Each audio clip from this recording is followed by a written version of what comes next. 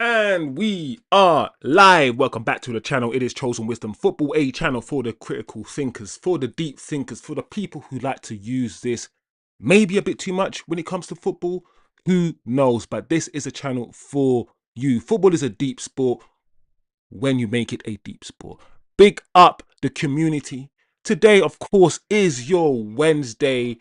It is your Wednesday news show, and boy, oh boy, do we have juicy content for you guys today. As we know, we haven't played a game for a while.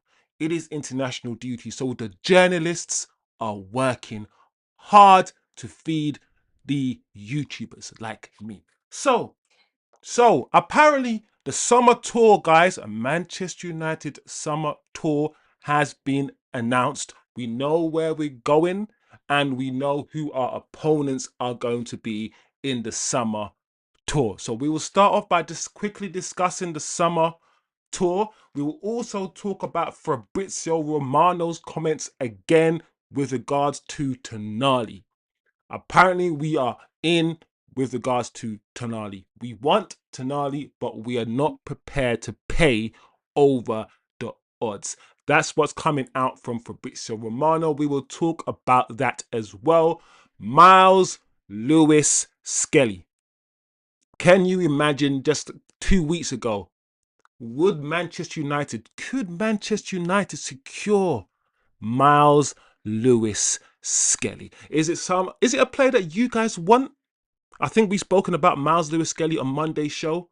This is not going away, people. This Miles Lewis Skelly. So we're gonna have to talk about it seriously. Are you wanting Miles Lewis Skelly?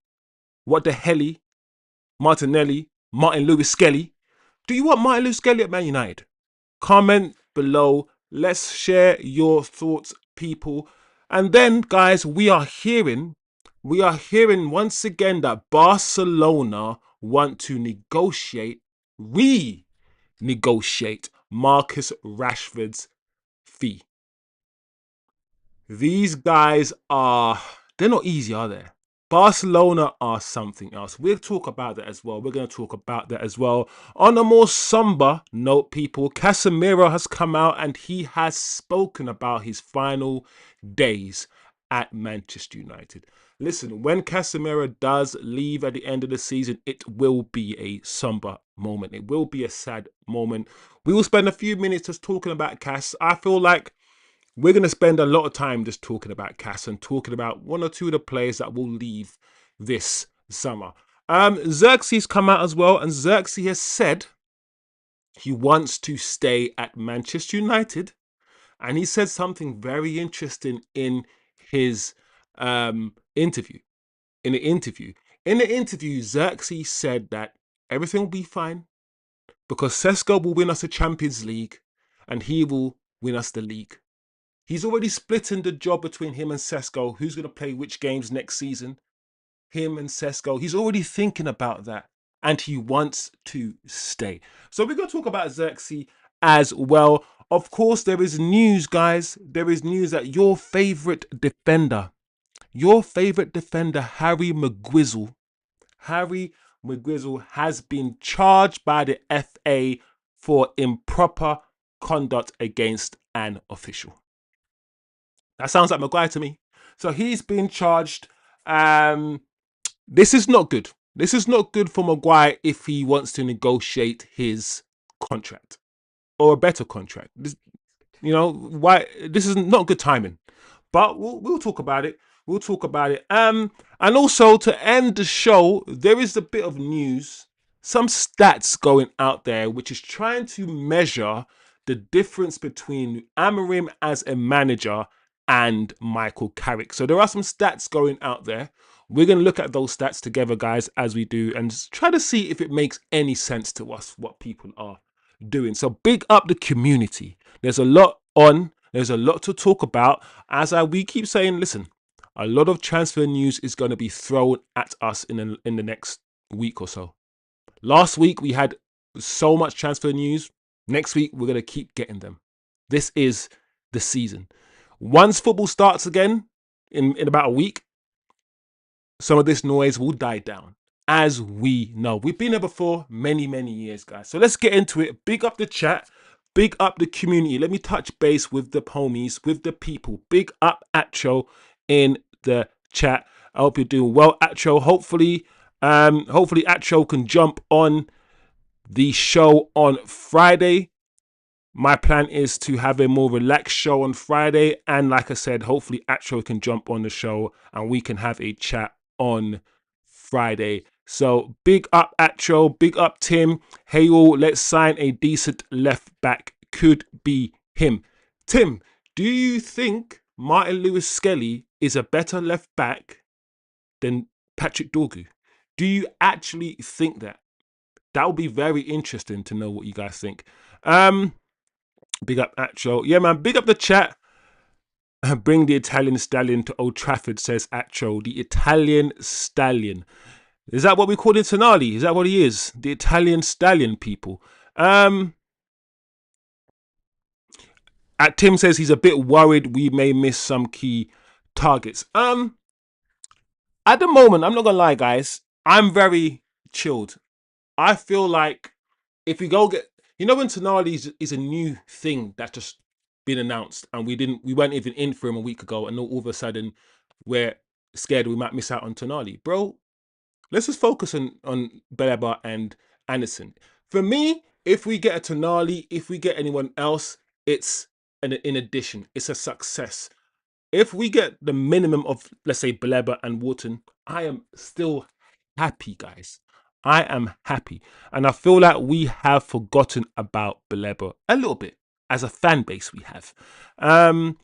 Yeah, Acho, Joshua Zirkzee is talking with his damn bumperclot chest. And I like that. Big up Eddie in the chat. Eddie, I just want to say very quickly, bro, I hope you're doing well. I know you spoke, I think a few weeks ago, about just having issues. Just life. Life is, taking its toll on you. So I just want to say you can always come back here. The Discord is there for you, Eddie. So jump in the Discord, message me, message Acho, message the guys in Discord. If you want to have a chat that's non-football related, it's absolutely fine. We're trying to build a community here where we can rub shoulders, iron sharpens iron, all of that. So Eddie, big up yourselves. I ain't seen you for a minute, but this is your place, Eddie, to come and to say your piece, bro. Remember that, yeah? Remember that, bro. So big up Eddie. Tim says, you haven't seen much of Skelly, to be fair. I see Dorgu as an attacking winger now, says Tim. Yeah, I feel like, Tim, that position, I think a lot of people now see him as that. But he plays left back for Denmark. He plays left back for Denmark, Dorgu. And that's where he's played most of his career. All right, guys. Let's get into it. Let's get into the story. Let's start off with something that's a bit more mundane, but at the same time, quite interesting. Because we don't usually pre-season, guys, we go to Asia, we go to America, we go to where we can grow the fan base, we go to where money can be made. That's why we go to these places. But as you can see on your screen, guys, Laurie Whitwell, Andy Mitten, so this is factual, this is not an opinion. Manchester United will undertake a pre-season tour in July and August focused on Europe. When's the last time, guys, we did a pre-season tour and we just didn't leave Europe?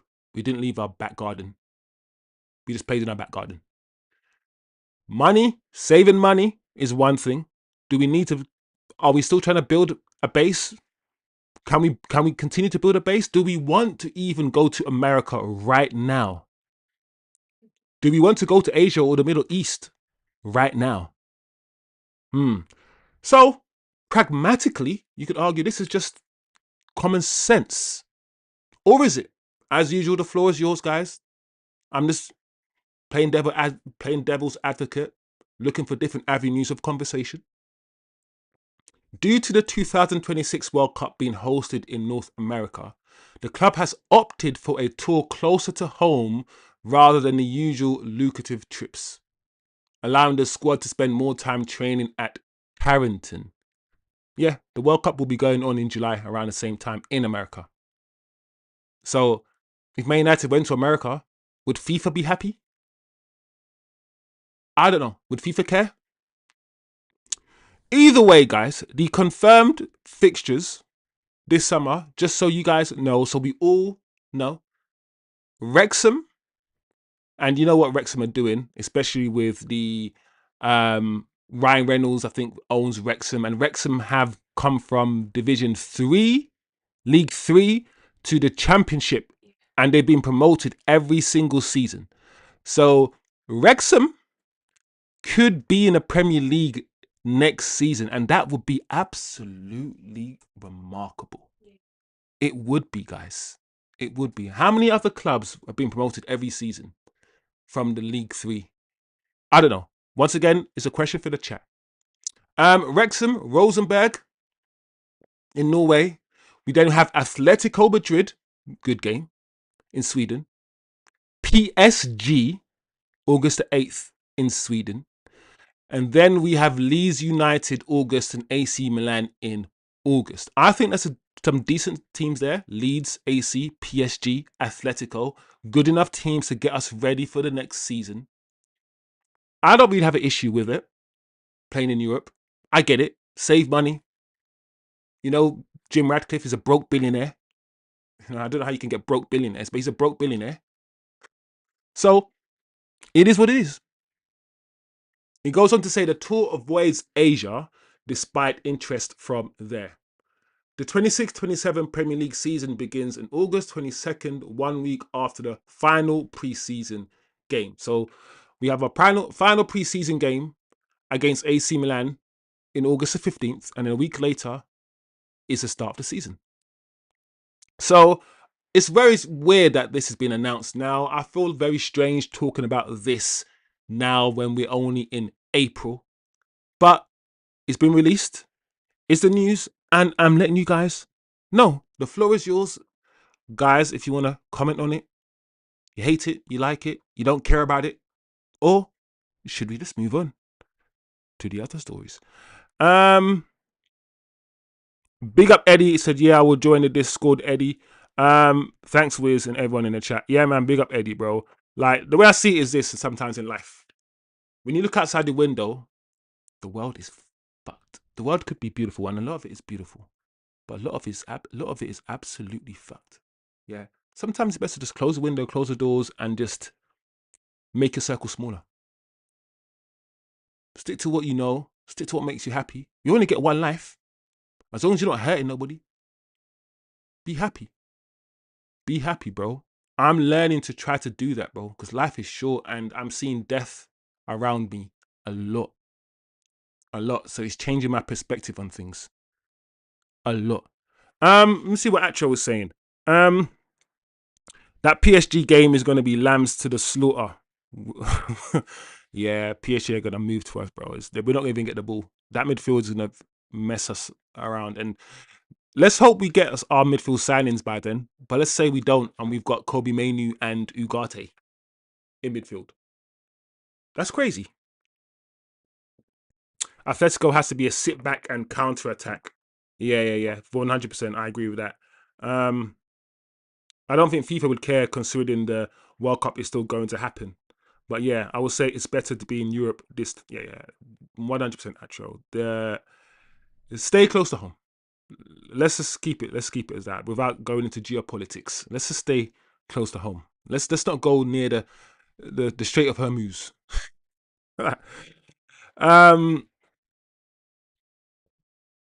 The league is done next season, so it is what it is. All right, guys, let's just move on to other topics. What's Fabrizio Romano saying on Sandro Tonali? I was going to say Andro, but Sandro Tonali.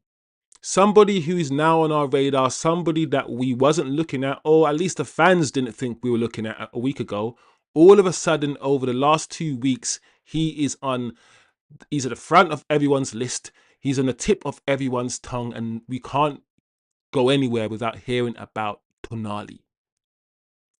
And I feel like Tonali, before getting into the story about Tonali or Anderson, I feel like Tonali is Elliot Anderson replacement. I feel like we're not going to get both. I feel like it's either Elliot Anderson or Tonali. Maybe neither. And I've said this before and I've been very clear. We want Elliot Anderson. If Elliot Anderson is going to say, cool, if Nottingham Forest are saying 100 million for Elliot Anderson, we're going to say, okay, great. We'll pivot to Tonali. If Newcastle are saying 100 million for Tonali as well, then we'd be like, what do we do? Wharton and Baleba. I feel like it's one or the other when it comes to Elliot Anderson and Tonali, and the cheapest one we will get, or the one that's not going to Man City, we will get. If Elliot Anderson comes out and says he wants to go to City, we will try our best to get Tonali. That's what I think will happen this summer. And if I'm wrong, then I'm wrong. Because they're both box-to-box midfielders. They have a very similar profile. Anyway, Fabrizio Romano has come out. Let me know what you guys think about the whole situation, where this is coming from, if this is lies, all of these things. The floor, as always, is the chats. I can guarantee Manchester United had contact with Sandro Tonali's agents in recent weeks. So Fabrizio's coming out with his chest as a journalist, saying that he can guarantee they had talks. Good. Good. Talks don't mean shit. Hi. How are you? I'm fine. See, we've just spoken. I spoke to myself. That was me having a conversation with myself. But what does conversations mean? But we know, as if we picked up the phone and we've spoken to Andre, I keep calling him Andre, but fuck it, I'm going to call him Andre Tonali, yeah? If we keep picking up the phone and we've spoken to him, it's a good thing. I keep saying we're shopping at the right restaurants. We don't shop at restaurants, we eat there. But we're shopping at the right shops. Fabrizio himself has come out and said this doesn't mean that they will sign him. Other midfielders are on the list, and there's no clear indication on price yet. Also, I also think Man United are pitting players against each other.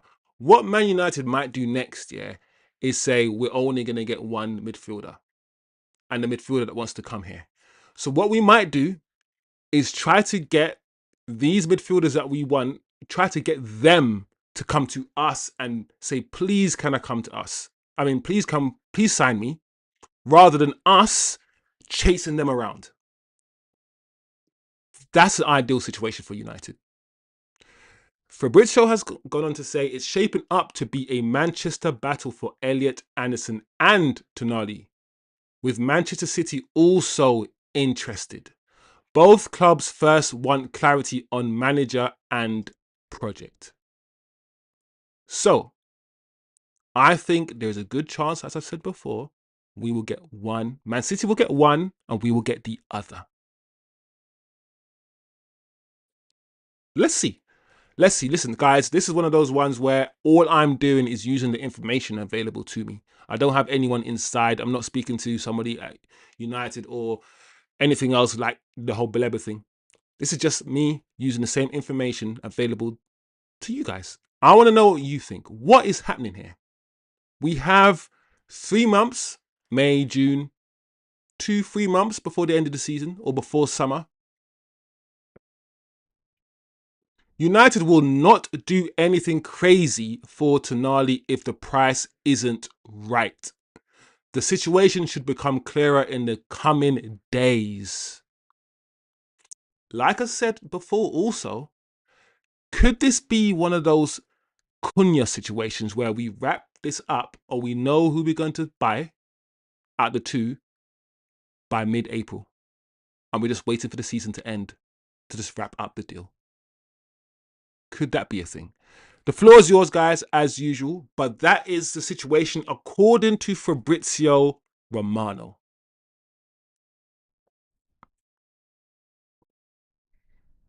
Wow, this conversation. Let me see the chat.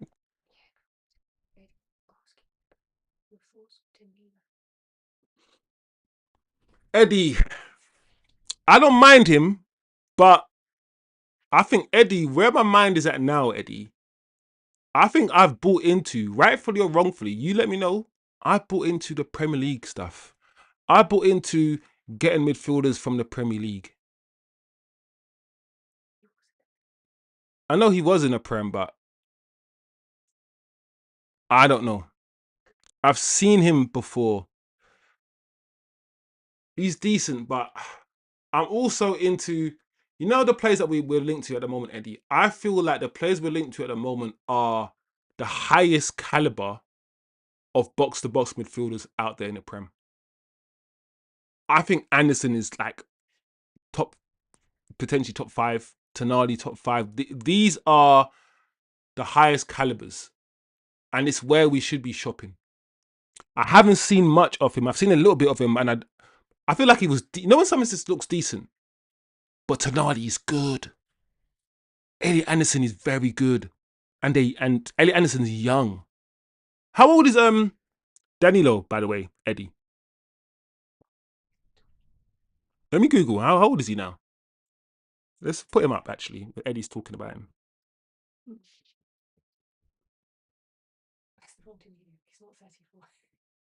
He was at Notts. Yeah. Oh, Atro's already asked how old. No, Eddie's already responded. Eddie's already said he's 24. João Gomez. Eddie's proper thinking out the box. I like that. You know how like all these signings are like normal. I won't say normal. They're predictable. Would I say they're predictable in a way? Well, Eddie's just thinking outside the box, and that's kind of how we were thinking in the summertime. Because Baleba came out randomly. Baleba was out the box, but Tonali's, Elliot Anderson's, Adam Wharton's, they're more predictable. With Italy, yeah, what Eddie said. With Italy now out of the World Cup, you know how Elliot Anderson is using the World Cup as an excuse for not making his mind up. Tonali are not going to no damn World Cup. Italy are not going there. And hold on a second, guys. Is this 3 tournaments in a row? Is this 3 tournaments in a row Italy haven't made it, or 3 World Cups in a row? What is happening with Italian football? Where's Roberto Baggio's? Where's Christian Vieri's? Where's who's the darling of Italian football? Totti. Where's I already said Baggio. I don't get where Italian football. Where's Inter Milan, yeah, and Ace? Where's the Maldinis and Nestas? I just don't understand football now. Look at the Brazilian team. Where's Ronaldinho, Kaká, Rivaldo, and Ronaldo? What? Cunha and Martinelli? What? Anyway, Eddie says the Anderson saga is going to be long. Eddie, I think I agree with you on that one. I don't like these long sagas. Sometimes I feel like these footballers, yeah, they feel good when they know that they're being talked about and they've been bidded £100 million and it's dragged out. Some of these footballers, they get a buzz out of it, man. I'm like, listen, choose, make your mind up, speak to your agent, and get the deal done, bro. Get the deal done. We're also in for another centre back, that Forest centre back, right? So I don't know. Let's look at Forest. Let's look any team around the relegation zone, or any team that gets relegated where we can raid. We can absolutely raid. I'm all about that, bro. I'm all about that.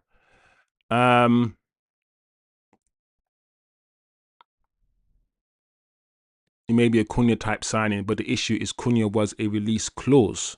We still need to agree the money with Newcastle, so not sure it will take the same time. Man United, yeah, despite what is happening, and listen, we've got a little bit better at doing deals, but I believe the reason why, or one of the reasons why we are better at doing deals, is because we are absolutely waiting on the player. We are making sure the player signs personal terms first, making sure he wants to come to us first, and when that happens, we are going in. We have made a conscious effort last summer, to do that, which makes the negotiations, it should make the negotiations easier. Should. So it is what it is. Tim said some corruption in Italy and probably poor investment. Are you talking about the grassroots? Why Italian football is just failing right now? It is absolutely failing right now, Italian football. Where are the Italian strikers? Where are the... I just don't understand Italian football in the state that it's in right now. Maybe it's a discussion for another day, guys, for us to think about what's happened to... Because whatever's happened to Italian football has happened to football in general anyway. But look at Brazilian football. But then look at France, though. Look at France. Look at France's talent right now. Absolutely insane.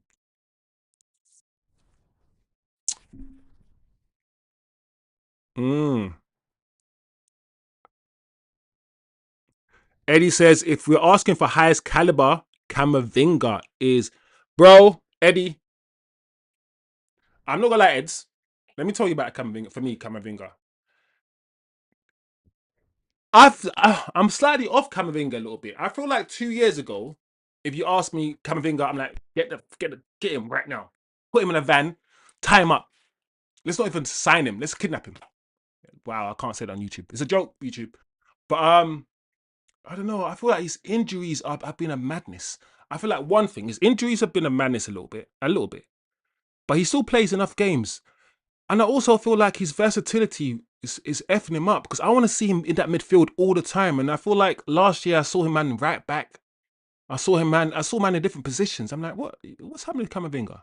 If we can get Camavinga, a fit Camavinga, yeah, for 50 M's, don't piss me off. Go and get him right now. But I'm not as on Camavinga as I was a couple of years ago, is what I'm saying.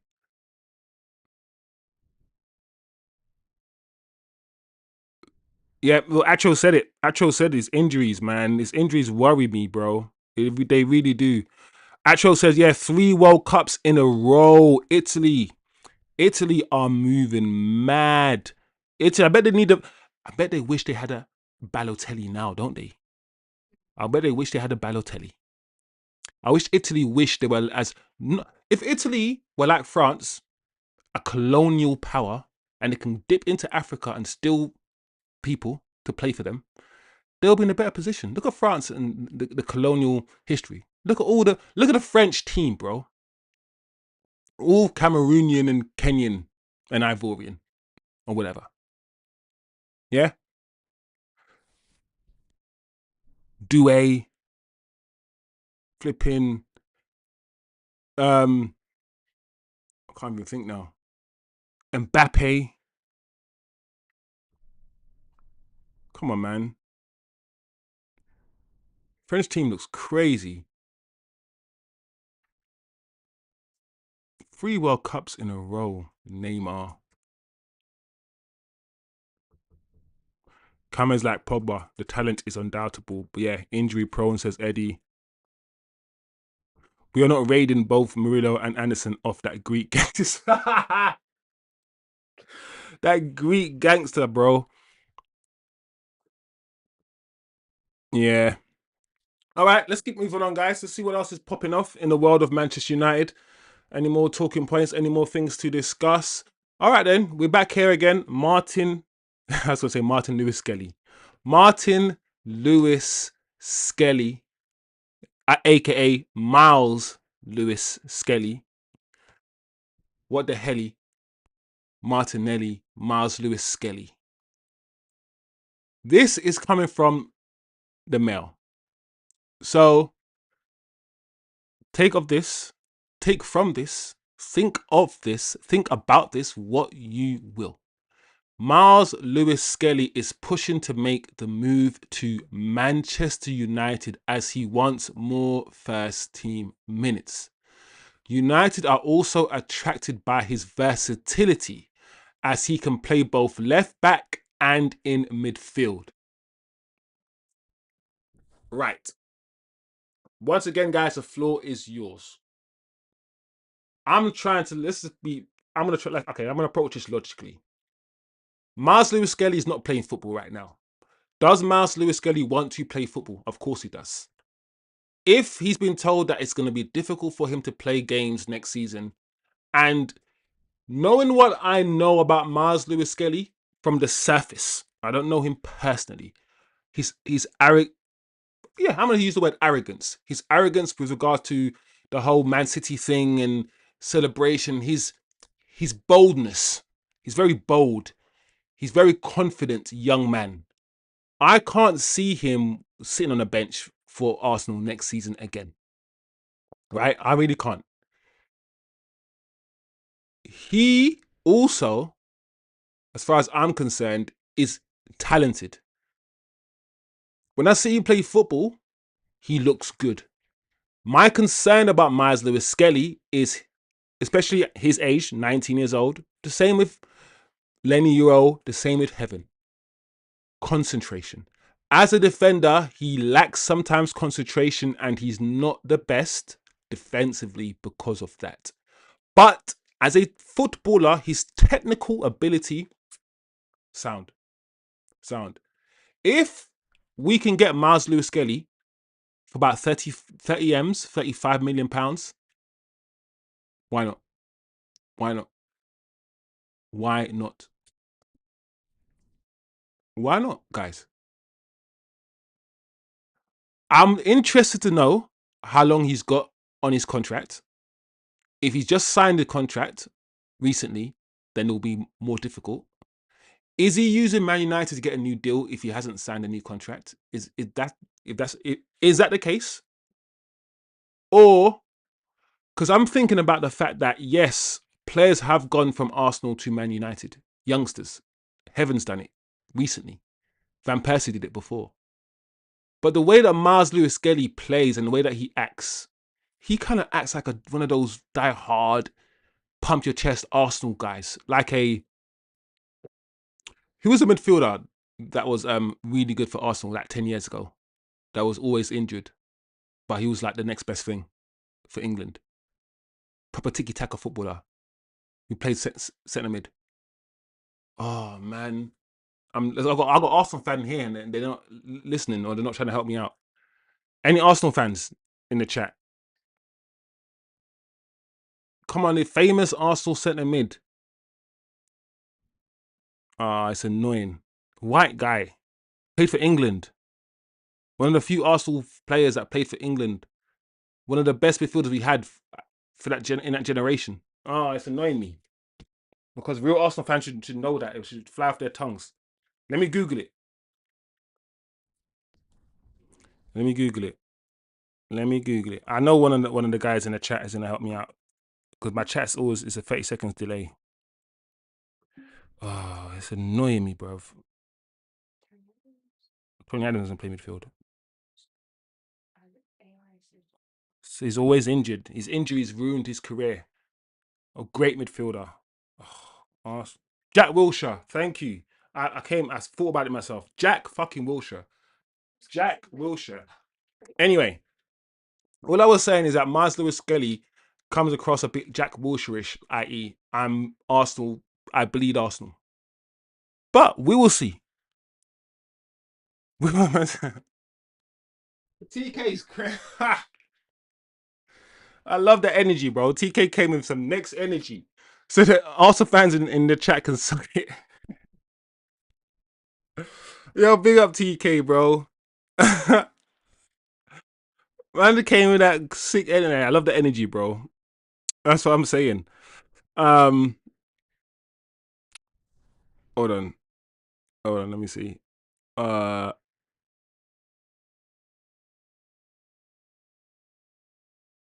Eddie Black thoughts on Dem Ticknaz.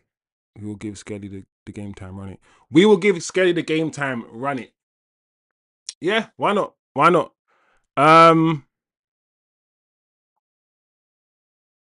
I'm scared of the Portuguese league young talent, says Eddie. Who you looking at in the Portuguese league, Eddie?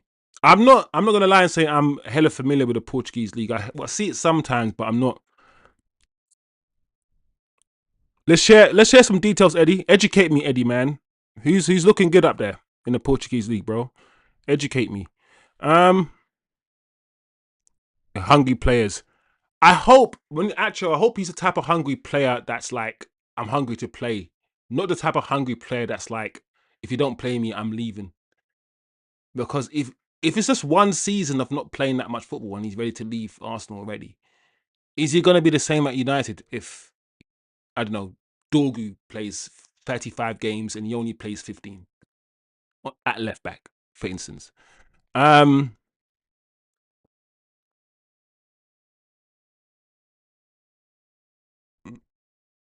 Big up Alfred Gids, bro. Man like Gideon, bro. It's because what it is, yeah. It's Moff Gideon. I think I said this before. The Mandalorian, Moff Gideon. Every time Alfred comes in, I'm like, yeah, Alfred Gideon. That's a sick name.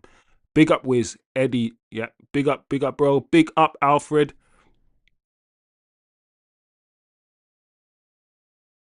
Alfred is putting. Hey, that's an interesting take, Alf. Is either gonna be a Van Persie or an Alexis Sanchez? Do you know what it is about? Can I say something about Alexis Sanchez before we move on quickly, guys? When we talk about Manchester United flops, yeah, Alexis Sanchez gets a free pass, bro. Alexis Sanchez, when we bought him, was the best player in the league. Do you not understand that? And when we bought him, he died. He died in front of her. And not only that, yeah, Martial was playing well. No one had any issues with Martial game, and Martial was frozen out. And that was for Alexis Sanchez, he just died.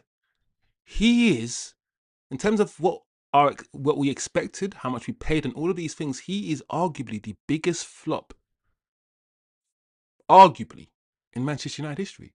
Was it 2 seasons? And then he died.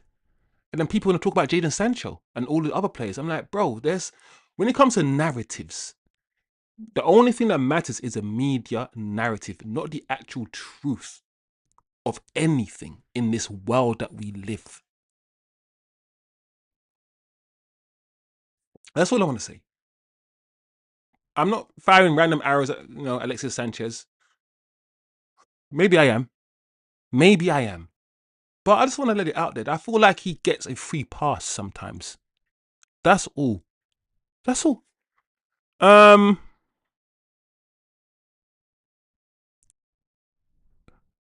Alfred says the only noteworthy person from the Portuguese league is Moura. He's Bruno. I don't want a Bruno regen. I like Bruno and I hate Bruno. Me and Bruno have a love-hate relationship and it's toxic. And I feel like I need to turn the page on Bruno. I can't have a player that drives me mad but makes me happy at the same time. Scores the goals, but they gives the ball away all the time. I can't have that. I need peace. All right, Rashford. Since you guys are talking about Rashford, let's move on to Rashford. Let's see what you guys got to say about Rashford.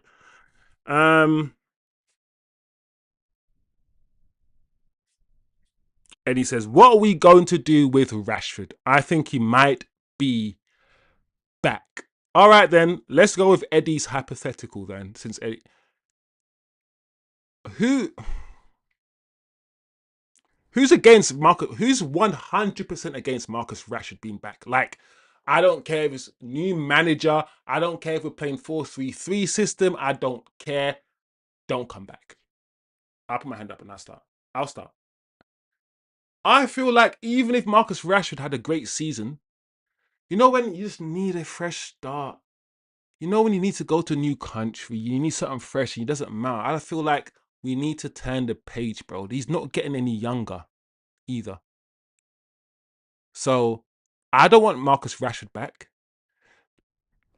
I don't know I know what Barcelona are trying to do. It's not even that much money, guys. Reports that the 26 million, and this is from Fabrizio, buy option for Marcus Rashford to Barcelona has expired are false. So stop chatting shit, according to Fabrizio. The option is active until the end of the season. Barcelona want to renegotiate. Man United do not. So, these guys, Barcelona, when this is what Barcelona like to me. When you own a shop, yeah, and you're selling everything for £10, and there's always that one person that walks in your shop, knows that everything is £10. A Poundland. You got a pound store. Everything is £1. Simple store, Poundland store. And that person always comes into the shop and goes, oh, can I take this for 90 pence? Give me these two for £1.95. And you're like, bro, everything is a pound. What the you doing, bro? You're so annoying, bro. Everyone else can come and buy this thing for £1 and you've got the money. You're just being a cheapskate. Barcelona jar me, bro. They jar me because they're in debt. They pull these levers all the time, these financial levers. They don't get any punishment from Spanish FA for the madness that they do. Some of it is not even, I wouldn't say illegal, but some of it is unethical. And they just take the piss. And I'm not going to forget the Frankie de Jong thing. And you can argue, listen, the Frankie de Jong thing is much as our fault as it is Barcelona. Because Frankie de Jong kept saying, no, fuck off. No, Man United, fuck off. And we kept saying, please, Frankie, let's go back in. Please, Frankie. And Frankie's like, bro, are you guys all right? I do not want to play there. So it is what it is. But Barcelona, the way that Barcelona as a football club and as an institution, as a business, has been moving over the last 4 or 5 years, I wanna punch them in their throat. You know that punch in your throat, like, that punch, that throat punch. That's what I need them. That's what we need. But is Rashford coming back? All that ranting that I just did, is Rashford coming back? I've been keeping tabs on Rashford at Barcelona. I feel like he's Rashford. He's doing his dribbles, scoring 1 or 2 goals. He's in and out of games, in the periphery of games sometimes, but he's playing for Barcelona, who usually monetize possession very well. If you guys have been watching Rashford, you let me know what kind of season Rashford having right now, and what's a possibility, chat, of him coming back to Manchester United, and do you want that to happen? That's loads of questions, but that's enough questions really for you guys to have a think, have a chat, you know.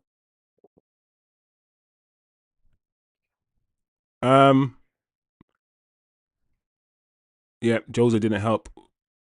I agree. Mora is a good shot, but he's still weak. Needs to get in the gym. I don't know about the biggest flop chosen about Sanchez. Yes, Sanchez was on a lot and expectation did not meet reality, but not the worst. No. Okay. No. I mean, that's hyperbolic. The worst. I shouldn't be using things like the worst this and worst that. I don't always like to talk like that. But he was definitely a flop.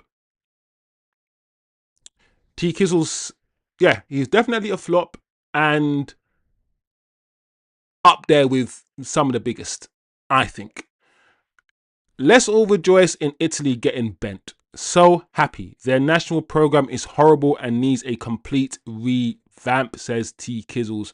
TK, you ain't the first person to say that their national program, what they've been doing from the grassroots, clearly is not fruitful. Something needs to be done. They need to redo something, relook at something. I don't know. Atro says, I don't want Gusto. Oh, no. I've heard about Gusto. Chelsea, I've heard there's a lot of players, and I think you guys must have heard it too, from Chelsea that want to leave.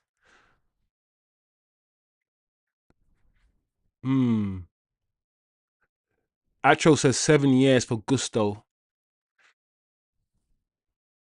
to be playing like a teenager. Yeah, it's making a good point. There's some footballers, yeah, that play the way they played when they were 18. As in, their game hasn't matured. And you got to look out for those footballers.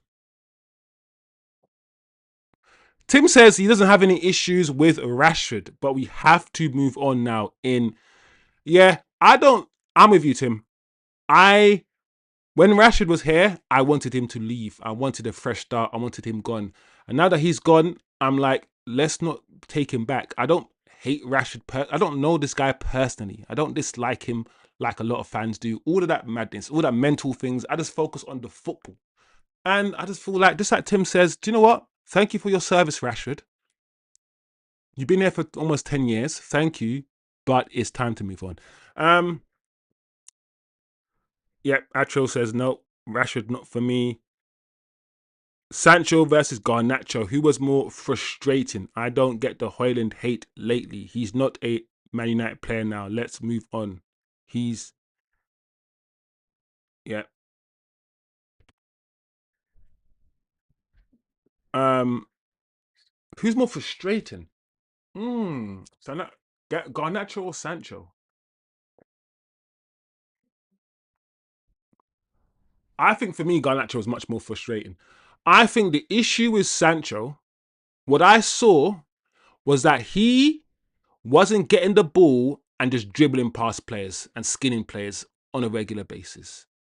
Because when he received the ball and squared up with the play, because he doesn't have the pace or the strength to do stuff like that, he's not a Doku.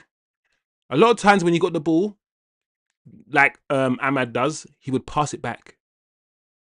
And how many Man United fans groaned and groaned every time he got the ball? He would play and pass it back to retain possession. We would groan. He doesn't take his man on. That's what effed up Sancho. Sancho's not that kind of winger. Sancho, when you actually think about his profile, is a 10 that plays out wide because he's too small to play in a 10, right? He's a dribbler. He does isolate his man and he can beat his man, but just like Ahmad, Sancho beats his man near the penalty box, not at the halfway line. That's a Rashford thing. The halfway line wingers, the Rashford, the Dokus, the guys who can kick the ball and run really quickly.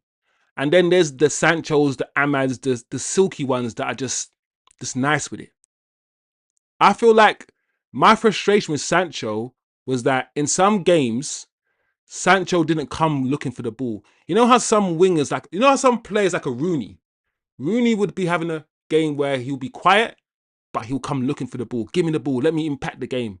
Bruno's the same. I don't like Bruno as much, but Bruno, even though Bruno's have a shit game, Bruno will be like, give me the ball.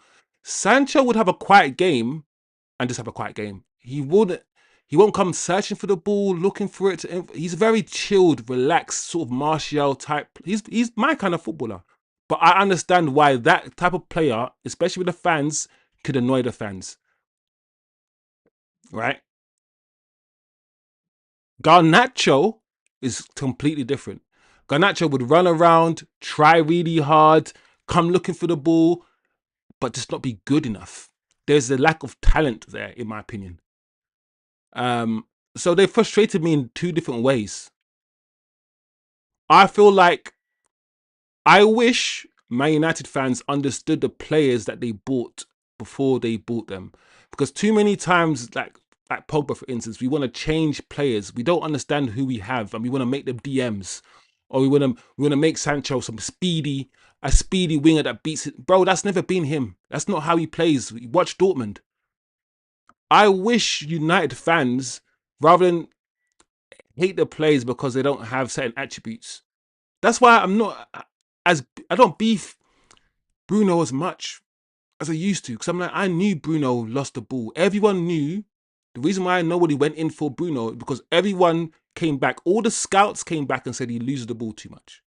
Tottenham didn't buy him because of that. So we already know this about Bruno. So I'm like, I get his faults, but he has a lot of strengths. I don't know. That's a long-winded answer, guys. A long-winded answer, but sometimes it's good to know how my brain works, bro. Sometimes it's good for me to let the chat knows how I try to look at things and quantify things. But I know I've taken a long time with that explanation. It's taken a long time. Let's move on quickly then, because I don't want to just talk. But yeah, that's just how I feel when it comes to those two players, man.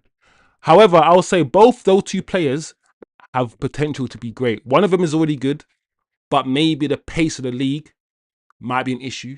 And one of them is young. Like, I don't even hate Garnacho. He might not work out at Chelsea. And most people, if Garnacho doesn't work out at Chelsea, people will be saying that he's a flop. People will be saying all these things. And I should be on Garnacho's neck because I don't like Garnacho. But even me, I'm like, bro, who knows? He's still 21. He might have an attitude problem, all of these things, but at the end of the day, he just wants to play football. The kid, and that's it. Um. Anyway, sorry for the long answer. Wiz and everyone in the chat, I have this question. How can Rashford play patient possession football all of a sudden and he played the opposite for us when we actually needed it? Yeah, I mean, Alfred, as I said before, he's playing in a team that plays that kind of football. We've never played patient possession football ever. I think the only time we played that kind of football is Louis van Gaal, Manchester United team. Other than that, Man United as a football team, even under Fergie, we don't play football like that. We get the ball and we attack as quickly as possible.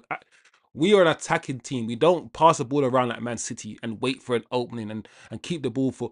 We've never done that until Louis van Gaal came.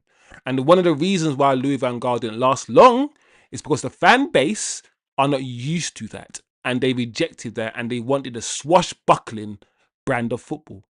My question to you and to the chat is, do you think that slow, methodical type of football can be implemented? Do you think the fan base has the patience to see that kind of football at Manchester United?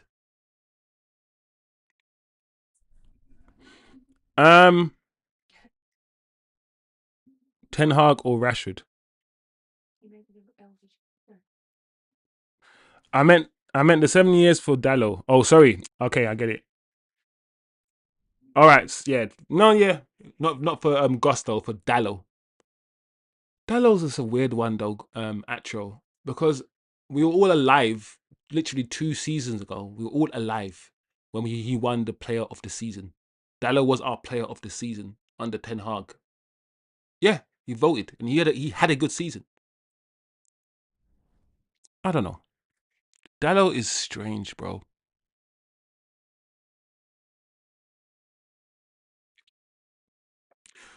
I agree, but under first Eric Ten Hag's season, I saw no one want to keep their ball for more than 5 seconds. There were instances of build-up play. Everyone wanted to play Hoddy passes. Alfred, don't forget Ten Hag's ball was about getting from back to front as quickly as possible. It was quick football. It wasn't possession based. That's a reason. Don't forget that's the reason why he's left.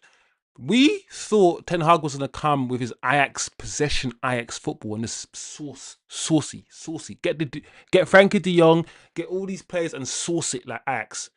Ten Hag came, he bought Hoyland, bought all these players, and he played some sort of bully, quick end-to-end football, which is not the football we saw at Ajax. Which is the whole argument. We said, listen, play beautiful football, play that Ajax football. And man was playing a pragmatic, end-to-end physical game. And then you got Amram who comes in with his flipping 3-4-2-1 formation. Who did something similar. For me, there's one thing that frustrates me a little bit, guys, and I'll be real. It's the idea that most managers that come here try to adopt a more physical approach rather than a tech approach to winning games. And I like football. I like to watch football and I like tech. There's certain players I like and there's certain ways of playing football I like. And I understand the Premier League is more physical than ever. And I feel like every manager that has a bit of tech, like a Ten Hag, comes to the Premier League and goes, oh shit, this league is fucking physical as fuck. I need to change my approach and be physical. It's harder to build a team of 11 tech man and it's play techie ball. Man City are finding it hard. Man City are going with Doku and who's plays an upper wing? Semenyo. They're changing up. Before it was the Foden and Fodens and the Mahrez's, the sort of more techie, more controlled ballers. But I feel like even Man City are going with a bit more P and P, and it does frustrate me a little bit. Even the purchase of Ugarte, I was like, oh, we're going with P and P, pace and power rather than that can frustrate me sometimes, if I'm being real. Um,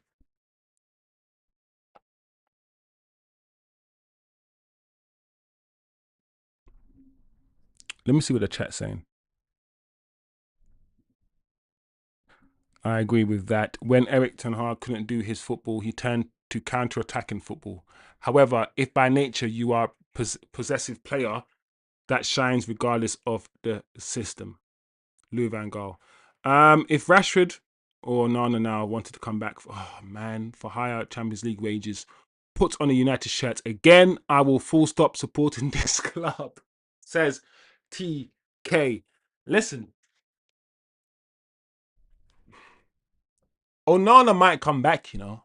I think out of the two, Onana's got the biggest chance of coming back. But the way I see it is this. If Onana is back, he's not playing football. He's just not playing football. Like the goalkeeping position, yeah, it's a position that we know can play every game. He can. So Onana, yeah, I'm not worried too much, you know, about that. If I'm being honest, TK. But I hear what you're saying. It would be crazy. It would be very interesting. Um,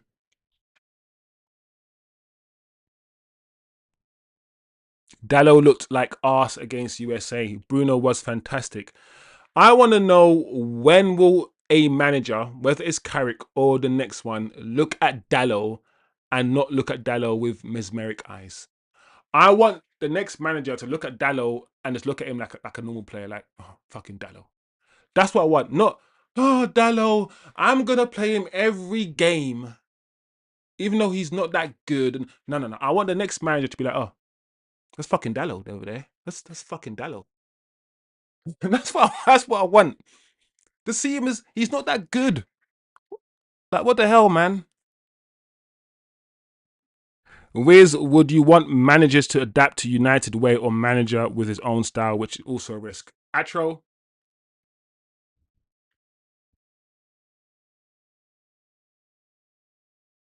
that is a question, yeah, that might take a 1 or 2 minute answer. I'm just letting you guys know. Just in case you are a chosen man. Just give a straight answer, you prick. No. No, I won't. I want, yeah, a manager who is able to implement his style, but also able to get the best out of what he has. So I can't really answer your question straight because I kind of want someone in between. If I had the choice, I prefer a man to say, listen, Man United have a way, and it's never ever a back five. Ever. And it's always with wingers. Always. So whatever I do, as long as it follows that framework, and as long as it's attacking, not negative, because Manchester United is about attack, bro. Play with your wingers if you can. Yeah, that is a George Best, the CR7, the Beckham, the Giggs. That is the way. Like the Mandalorian say, that is the way. That is the way. Yeah, youth. Yes, every team promotes youth. West Ham had the best academy with Joe Cole, Rio Ferdinand, Anton Ferdinand, Michael Carrick, Jermaine Defoe, Frank Lampard, Joe Cole. Don't forget, they're all the same age and they all came out of West Ham's academy. So we're not the only team that promotes the youth. But we have it as our ethos. So those three cornerstones for me, as long as a manager plays attacking football, whatever style you want to do it. Play attacking football, try to play with wingers, yeah, and tries to promote youth as much as possible. Those three pillars, you can do whatever you want. Because at the end of the day, bro, during my time, yeah, 25 years watching Fergie played different football. Fergie went from, I've said it before many times, from the Hughes days, Pallister days, to the Cole and York days, to the Rooney and Louis Sahard and Van Nistelrooy days, to the front three of Ronaldo, Rooney, Tevez days. We've played different types of football, from a front three to a 1-1, one after the other. We had Paul Scholes playing behind Van Nistelrooy for a season. Don't forget, we had flipping the Argentinian midfielder playing in the midfield three with Keane. Who played the Argentinian midfielder? And it was Scholes, Keane, and him. It didn't work out. He went to Chelsea. But we've always played different ways. Against some opponents, we defend and then counterattack. Against some opponents, we have 70% possession. We're not a Man City that plays some methodical tiki-taka football, plays the same way, plan A against every opponent all the time. No. We sometimes play Park Ji-sung in midfield in the Champions League, which means we're playing a whole different game. Man City will approach every game the same, play every game the same way. We've never been that team, ever. Anyway, guys, that's just my thing. That's my opinion. A flexible manager. Football changes. TK will say, me and TK will have this chat about the cycles of football. Right now, Italy and Brazil are shit. France are good. 10 years' time, Italy and Brazil might be good again. France might be shit. Yeah. We need a manager that's adaptable. We need a manager to be like, cool, this year is a very physical year. And this year, hella goals are being scored by corners. So I'm going to make my team bare physical and make my team score loads of corners. And then next year, when the FA releases that they're going to be hard on corners now and they're going to start penalizing this and that, then the manager needs to be able to adapt and be like, cool, we're not going to get 15% of our goals from corners anymore. We need to now cut it back. Go to the far post and cut it back, or do whatever. Be flexible and adapt with the changing of football when it changes, because football does change. And when you don't change, when you go buy two midfielders that can't run but can play football, and Liverpool go and buy two midfielders who can run around, and then they dominate your midfield because you think football's going one way. You think football's going tech. So you flood your midfield with tech. Another manager goes, no, football's going physical. They flood their Newcastle midfield with 3 Tonalis bombing up and down the pitch. Your predictions about where football is going needs to be correct, because you're buying a player not for this season. You're buying players for 5 years, which means you are projecting also where football is going when you are purchasing these players. All of these things matter, bro. It matters, and the detail matters. And I feel like Fergie was on board with all of that, bro. Fergie knew. I spoke about Fergie buying players around the same age so they matured together at the same time and hit their peak at the same time. Why would you want 10% of your team hitting their peak? One, you can have imagine 60% of your whole team reaching their peak at the same time. You don't need to worry about the 30-year-old and the 19-year-old, because the 19-year-old is going to get carried by the other 6 players who are in their prime. Yeah? Anyway, I'm not waffling, but I'm going off a bit. It is what it is. Let's end with Casemiro, because he's had an up and down time at Manchester United, guys. And I feel like mostly he's been up. There was that season under Ten Hag where he was isolated in that midfield 6 because Ten Hag wanted to play a more expansive football. Maybe if he got his De Jong, it could have worked, but I don't know if De Jong could have survived in the Premier League playing a lone 6 all by himself, knowing that Bruno Fernandes doesn't have the positional discipline. Because let's just keep it a buck, he doesn't. Right? I love Casemiro. Love in the colloquial term. I think he's been a good asset for the club. Sometimes you've got to look at the overall picture. When you look at all the bad games and you look at the good games, and I'm thinking, hold on a second, he's had much more good games than bad games. He's scored 8 goals or something this season from midfield. I think his highest goal scoring season ever. And from a DM position as well. And he's not taking penalties or anything like that. Casemiro has said, I am hoping not to cry on my last day. My wife already cried when the fans were asking for one more year. So I just want to enjoy all the moments, and I will be a United fan for the rest of my life. Great stuff, Casemiro. Somba. Casemiro is anticipating. And there's more quotes from Casemiro, and that's his son as well. Very, very sweet stuff, guys. It's good to end on some nice stuff. Bittersweet, I guess. It's, yeah, literally bitter and sweet. Casemiro says, honestly, all my celebration, this is so cute, guys. All my celebrations are thought of and decided by my son. Guy is so cute. I would love to be a footballer and just go home and be like, son, what celebration should I do when I score? That is so good to have with your son, and to go home after a game to your son and be like, yeah, I did your celebration. Bro, this is what it's about, man. Stuff like that.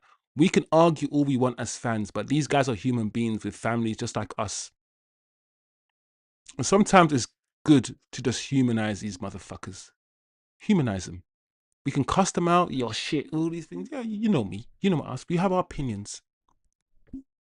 But at the end of the day, it's a job that they're doing, and they're going to go home after those 2.5 hours of football, after their job is finished, to watch their TV, watch stupid movies with their family, play Lego with your son, sit on the floor under the Christmas tree, all of that stuff. He goes on to say he is football mad and United mad. He loves Manchester. Bro, you lived there for 3 years, 4 years, and your son's a Man United fan, which means when you go back to Brazil, he's still going to be a Man United fan. Good. Put him in our academy and let's see how good he is. How about that? Every day when I leave the house, I ask him, what celebration do I have to do? So the 6-7, 6-7, 6-7. Bro, that is some. I'm too old for that crap. But it is what it is. Let the youngsters have their fun. That's what I say. The 6-7 came from him. Also, this one, motioning towards his nose, is to show that I can smell the goal. Listen, sometimes you got to report some cute shit, bro. Some sweet stuff. Yeah, and I find that when I saw this, I was like, oh, do you know what? This is sweet, man. A man with his son bonding over Manchester United and football. What more can you ask for? What more can you ask for? Big up the chat. Let me touch base with the peeps. Oh, Rashford is like a cancer that would come back after you were declared disease free.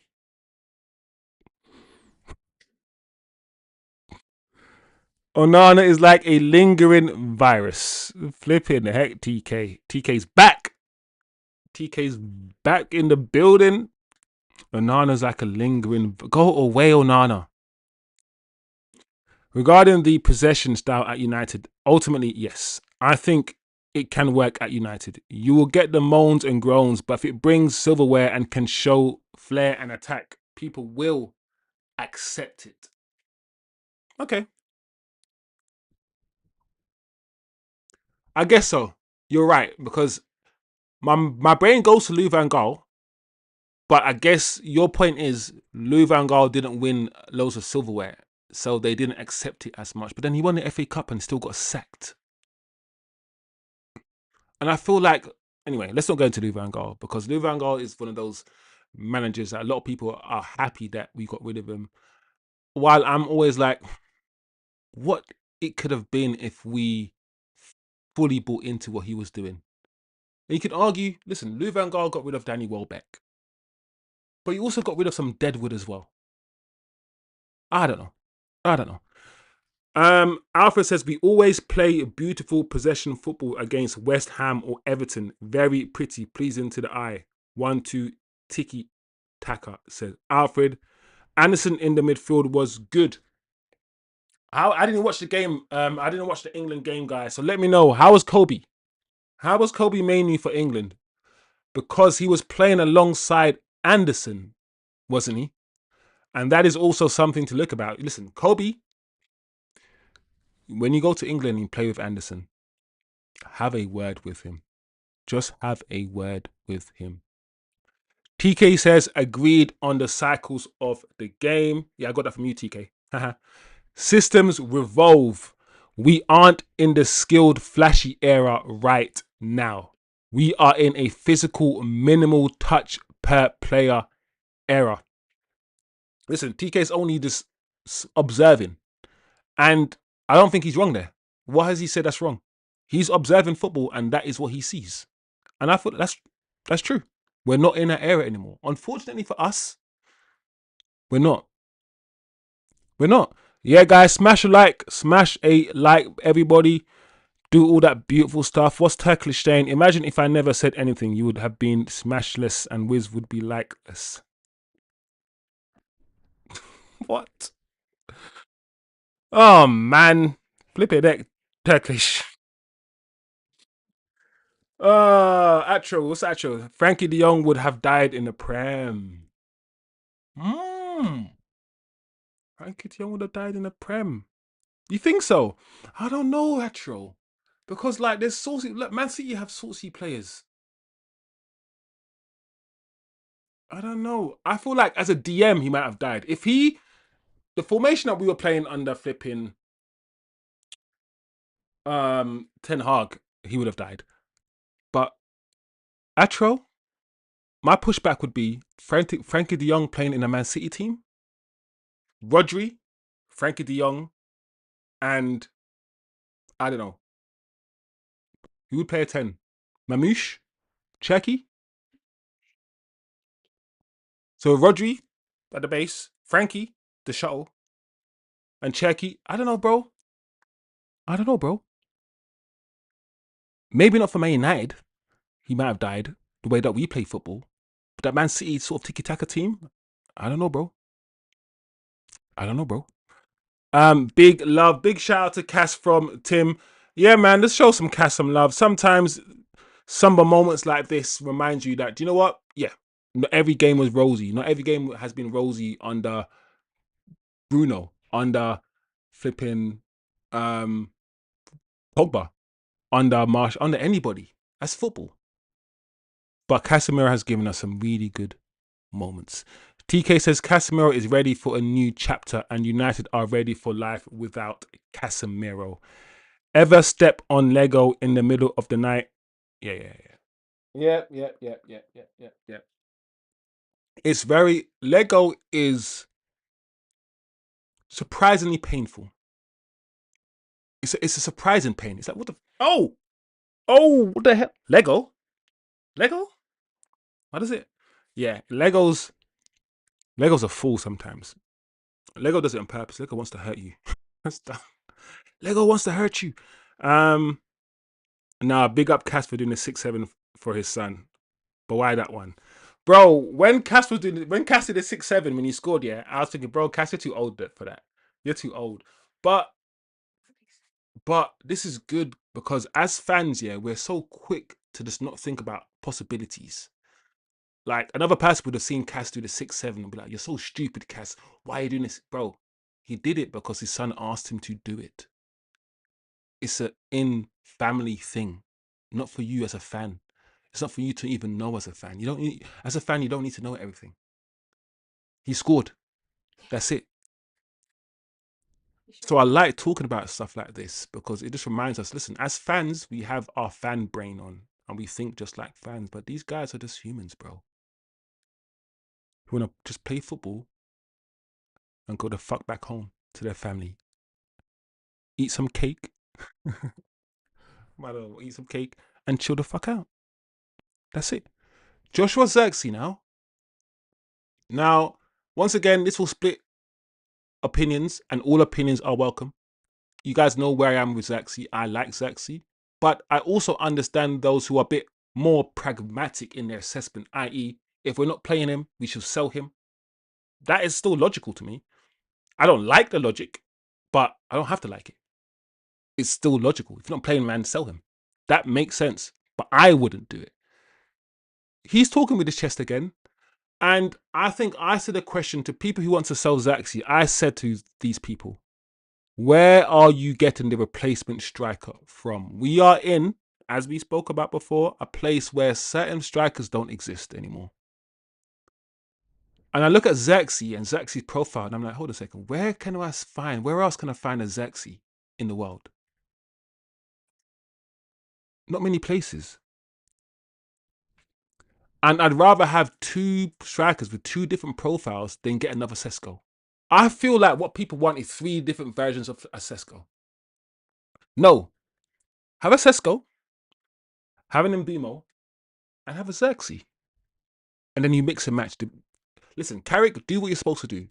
Actually mix and match depending on the opposition. Actually do it rather than just saying you're going to do it. And if we fully understand these players' attributes and we fully mix and match according to, listen, there's going to be Premier League match on Saturday, Champions League on Wednesday, Premier League match on Saturday again, Champions League match on Tuesday, FA Cup on a Friday. Bro, we're going to have minimum 2-3 matches a week and we're going to get injuries. So I would keep Zirkzee, but I understand to a certain extent, I guess, guys who are like, do you know what? Let's not. Zirkzee has said this, though. In his interview, I see players at other clubs wanting to leave because they're on the bench. Here, it's different. We all believe we can compete for everything next season. 4 trophies. Sesko will win us the Champions League. I'll take care of the rest. Bro, there's something about somebody saying, I'm going to take care of shit. There's something about that I like. Man just said, yeah, Sesko will win us the Champions League. Like it just, yeah, Sesko will win us the Champions League, yeah. And I'll take care of the rest, don't worry. There's something about that fills me with a tiny bit of dopamine, I guess. Let's use the word dopamine.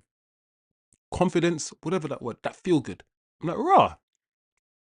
Because I like Zirkzee and I want to believe in him. But 2 years of him getting bit part games, is that gonna?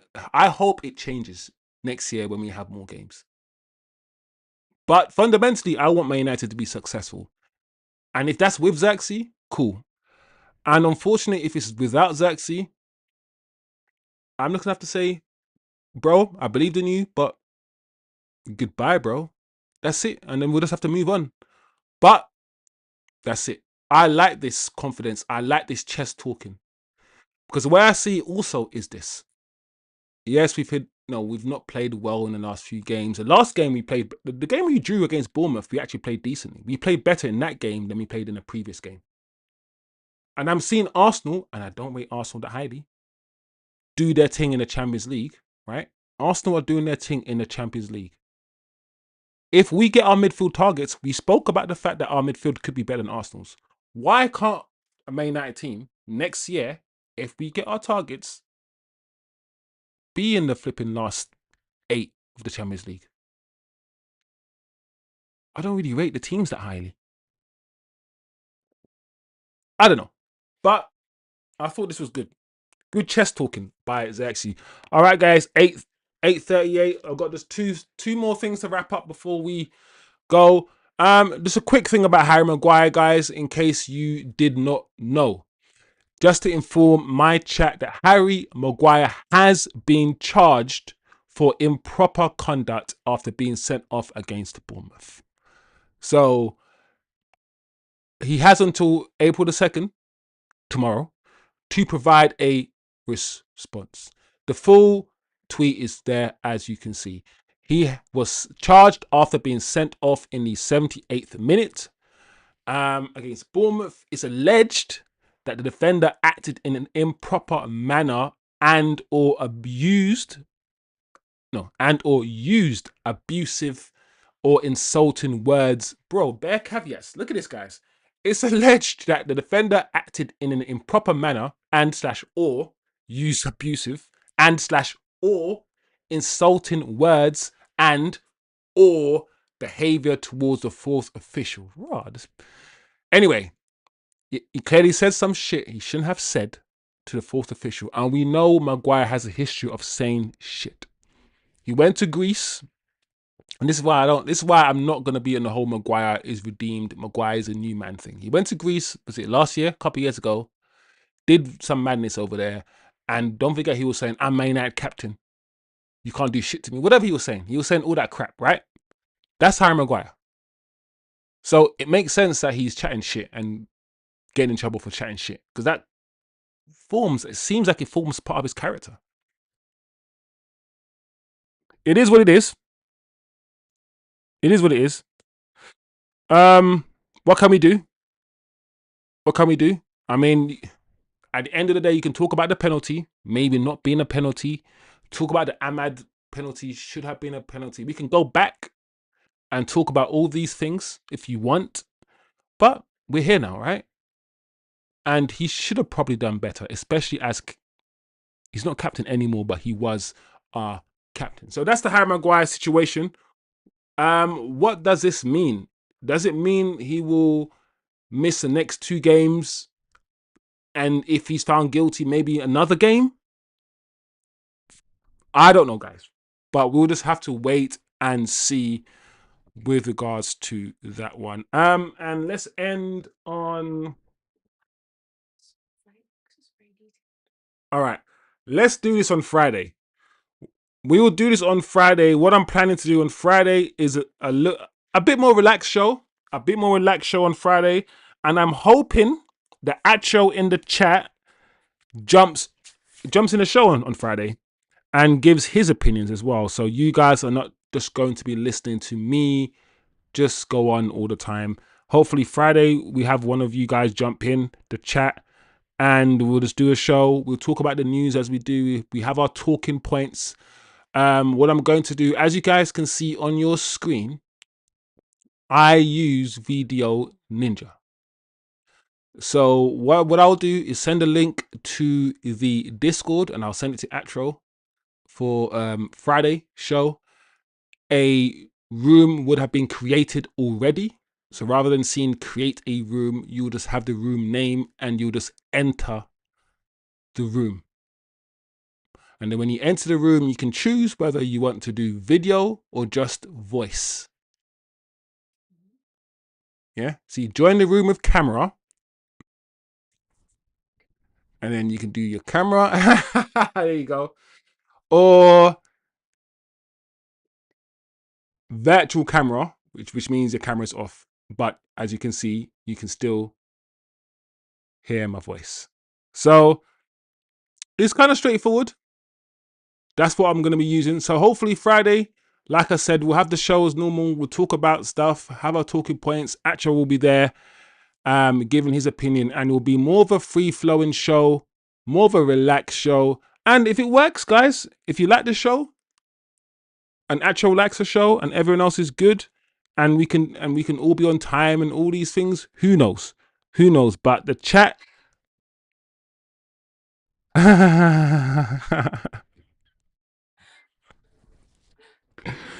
TK's a fool, you know. I swear that I love TK though. The chat needs it. Every chat needs a TK. Hold on, I've been missing stuff. I've been missing bare stuff. Hold on, let me read that. Question for the chat: would Messi have excelled in the Prem? TK. I've asked this question many times. It's a question too long for the chat. I will shorten it by saying he would have excelled, but not the way that he excelled in Spain.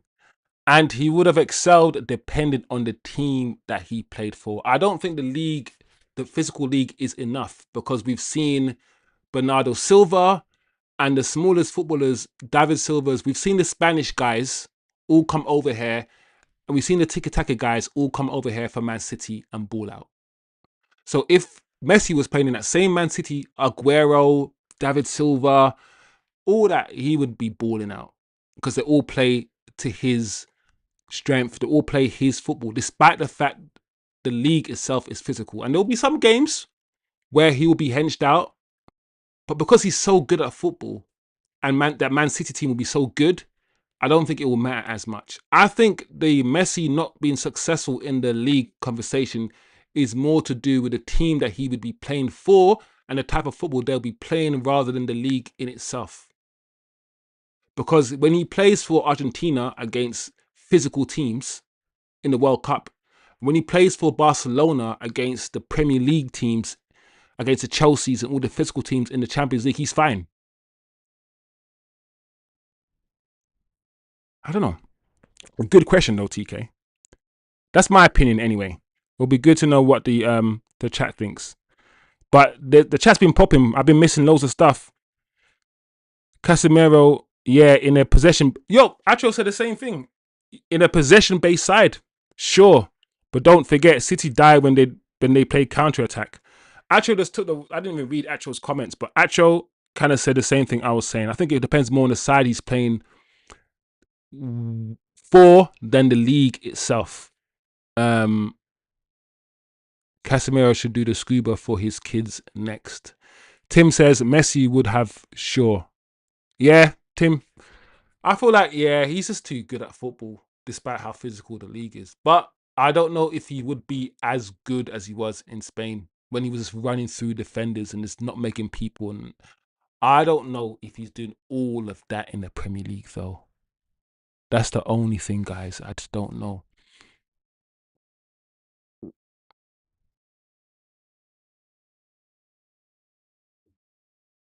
Yeah, I mean, I get Acho backs Zirkzee. But I appreciate that everyone backs Zirkzee. I know Zirkzee's not, no, Zirkzee's not TK's best friend. But at the same time, I don't think TK hates Zirkzee. I feel like TK's opinion on Zirkzee is just more pragmatic. I feel like it's more pragmatic assessment. Yeah, another good footballer gone. TK says we can't be last 8 in Champions League even after targets because we are too injury prone. Good point. Squad game, isn't it, TK? And you're saying even the midfielders we get this summer will not strengthen our squad enough for us to fight on 4 fronts. Is that what we're saying, TK? We need a stronger squad.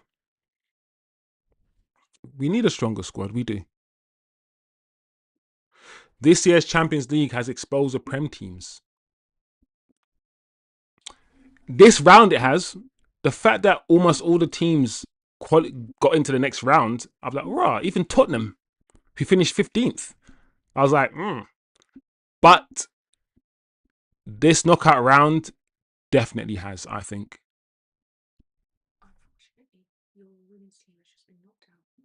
Mm.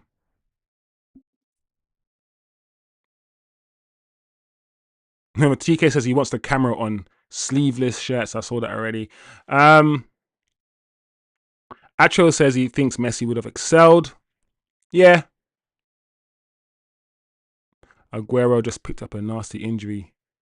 Torn Achilles. HMS Maguire. No, you might have to. Is that really TK's though, or did TK see it somewhere else? Like Sub-Zero Sesko is mine. I'll listen. I'll fight somebody for Sub-Zero. No one's using it though. It hasn't kicked off yet. But if it does, I'm claiming that. Well, my flipping flag. Put my flag on it. It's mine. All right, guys. Be the ball. Be the ball, guys. Be the ball. Also, guys, I want to manifest this. This hopium. Is it hopium? Yeah, it's hopium. Let's manifest. Come on, the god of football. The god of football. The god of football. Please. Look at these guys. Look at Elliot Anderson atting Kobe Manu, saying, yo, Kobe, you're my guy. Look at Kobe. Bro, Kobe, when you're putting on your shin pads and when you're putting on your socks in those changing rooms, sitting next to Anderson, you look at him and you go, you better come to Man United. That's what you got to say. Because they look like twins anyway. They look the same. There's different colours. One's pink, one's brown. They're the same. So, it is what it is. Come on, man. Tap him up. Anyway, guys, we'll end on something like that and we will call it a day on. It feels like a Friday show already. But it's a Wednesday show, guys. We're slowly approaching my first anniversary with this channel. There will be cake. Yes, there will. What's the date then we're talking about? June? Is it June, TK? You must be now. If you tell me we gotta do something. If it's June, isn't it, TK? June or July? Yeah, May. A couple of months, T Kizzles. Nah, has it been a year? I can't believe the season's about to end, and a lot of us started this journey literally in the summertime. Transfer news every day, just doing transfer news. Transfer news. June, yeah. And now we're here, season done almost. Flipping it, guys. It's scary how quickly life moves when you get older. Like yesterday, I was 18, and now I'm middle age. Sometimes you put things into perspective when I think about stuff like that a lot, guys. I'm not gonna lie. Somber moments. Sometimes you know when you're like, oh come on, tomorrow. I want tomorrow to happen, and you try to forward things a bit too much. Like, I can't wait for next week. I can't wait for 2 weeks time. And sometimes I'm like, do you know what? Let's wait. Let's wait. Let's not wish for time to move quickly so you go to next month, because in about 20 years time you're going to wish that time didn't move that quickly.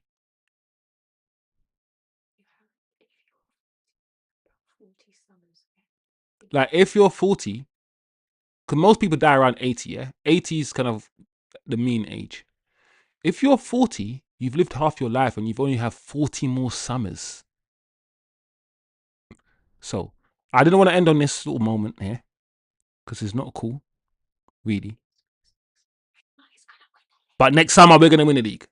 So we'll talk about this, and we'll talk, have this little somber moment, because we know next summer Man United will win the league. And you have 39 summers.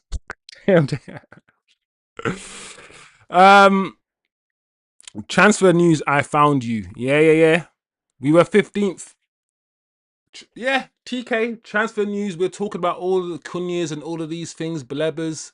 We were negative. We were angry about the man. Listen, we've been on a journey, TKizzles, bro.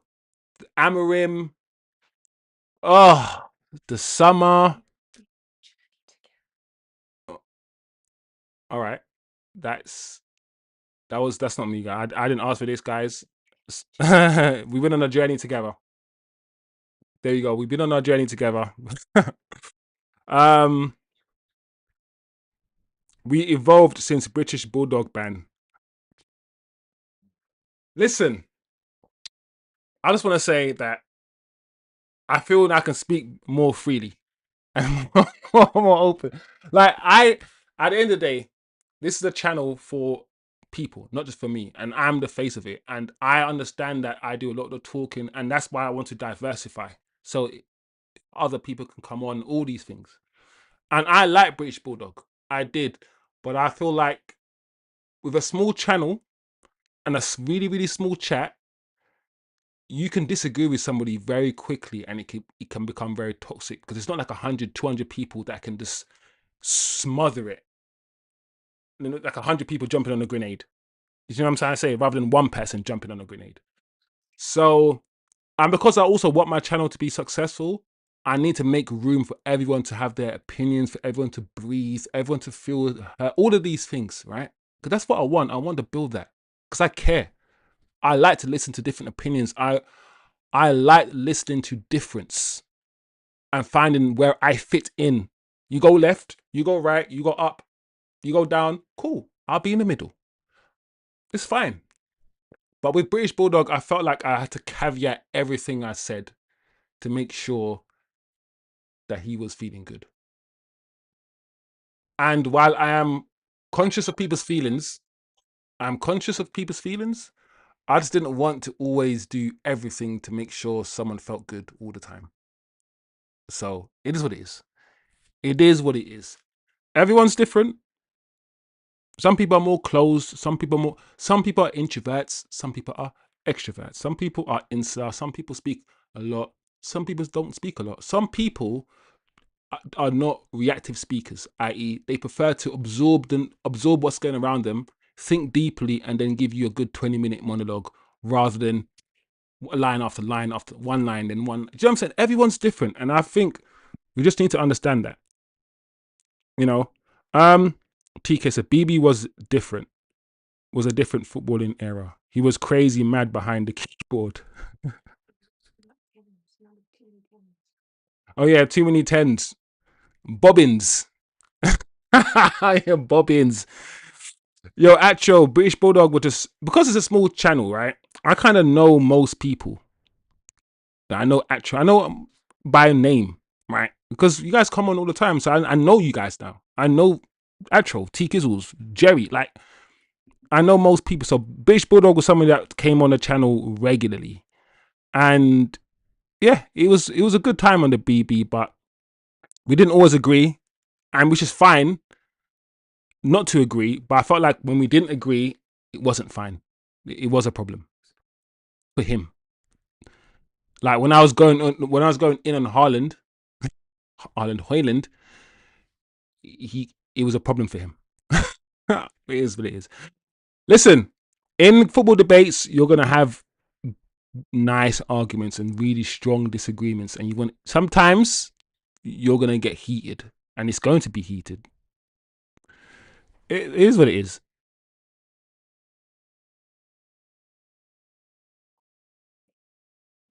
I'm not versed in the chosen wisdom football law. Well, that's it, man. Listen, no shade on British Bulldog or anything. Just somebody who was in the chat before, who's not in the chat. Um, and yeah, I banned him. Listen, who am I to ban anybody? Me, my little subscribers. But I had to, bro. I had to. Anyway, is what it is. I thought to myself, listen, I'm too small. I can't be banning people when I even got 1,000 subscribers. I'm not even monetized. I got to do hours and hours and hours of prep and hours of show and not get paid one single penny. So it is what it is. Big up the chat. Big up everybody. We will be back on Friday where hopefully we can have a nice show, a little back and forward, something different. Enjoy your Wednesday, people. Enjoy your Wednesday. Enjoy your evening. I'm going to go and smoke now. Yeah. I'm going to. Clouds. Reach them. Oh, I can reach the clouds after my smoke. And then I'll just relax myself. Yes, people. Big up everybody. Yeah, man. Big up people. Kobe, have a word with Anderson. I'll be good with Anderson and Baleba. And I'll be good with Adam Walton and Baleba. I don't care. Today's MVP is not a British Bulldog. Flipping heck. Where's Niche Fan? Niche Fan's always coming with something crazy. I ain't seen Niche Fan in a while as well. See, I know people's names, man. I've seen people. Sausage. There's no games on. These guys are always lingering around. Sausage and them, man. All right, cool. Big up, everybody. And I'll see you guys next time.